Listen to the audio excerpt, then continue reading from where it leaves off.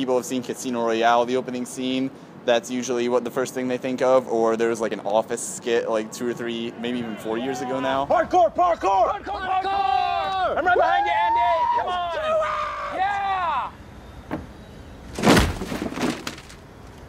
Parkour.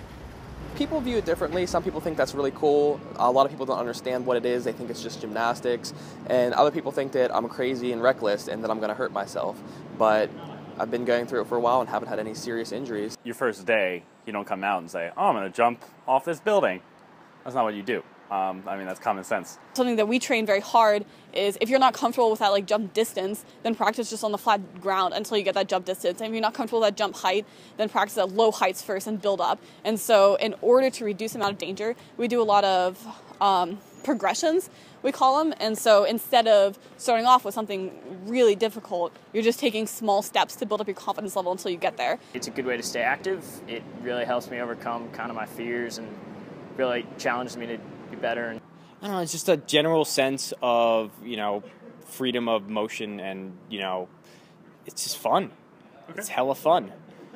For me, it's way more than exercise. It's way more than for fun. It's got almost a sense of urgency and purpose.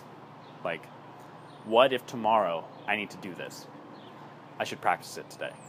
You never know when you need to run or go somewhere that's not easy to reach, I guess. For example, when I still lived in Haiti and earthquake happened, that's a really good thing to know how to do when stuff like that happen. It can be useful. Oh, I left my keys in my house. All the doors are locked, except for a window on the second floor. That's an obstacle that, without parkour, you probably wouldn't have even considered. As a community, everyone in parkour definitely understands and is involved in just trying to make a better environment. Always clean up after yourself, always pick up trash. We have a lot to make up for because people like skateboarders leave such a negative stereotype on the kind of stuff we do and the environments we do it.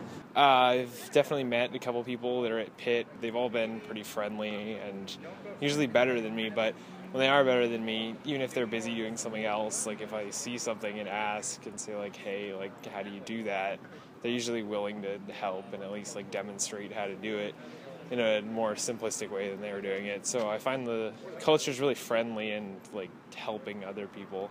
Anytime you go to a jam or anywhere there's a lot of people doing parkour, they all seem to help each other. Everyone wants to see other people learn.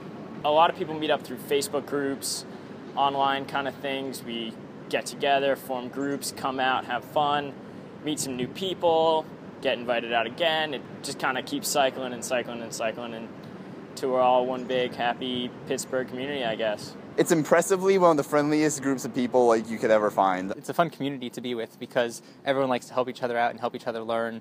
It's all about learning. It's pretty much no competition. You very rarely see any hate or competition or anything like that. It's very friendly, very supportive. If there's a difficult jump, everyone will really come together and try and help people overcome it. Everyone will always clap and cheer people on once they do something they've been working towards, all day. There's definitely a gender disparity in parkour. There aren't a lot of girls in parkour, probably because there aren't a lot of girls in parkour. There's never been a moment where I feel that I'm at a disadvantage because I'm a girl. It's about how much effort you put into it. And so if I train, the same amount that someone else trains, then I can train alongside them just fine.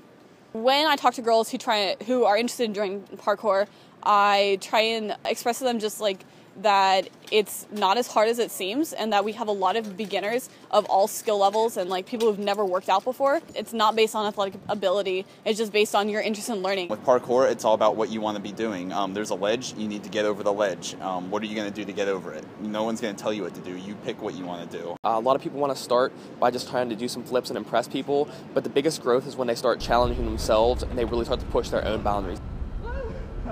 Just get out there and do it. You don't have to know what you're doing, just be safe, jump around a little bit, see what you like to do, see if it's enjoyable. It improves a lot of people's self-esteem to sort of figure out that they can do these things that they thought were impossible. So I really enjoyed just being a part of that. And of course, seeing how other people train and how they push themselves is really motivating for yourself.